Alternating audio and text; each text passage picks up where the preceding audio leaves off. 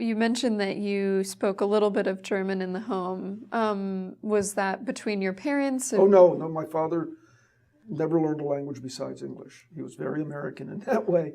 But my mother taught us a little German. It was not one of those households where they used a foreign language to convey secrets.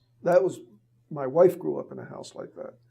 Though her parents did teach her Yiddish, but her friends' parents always used Yiddish for conveying secrets. And so my wife's friends would invite her over, and they would sit there playing, but my wife would be listening to the Yiddish conversations and then tell her friends what their parents were saying.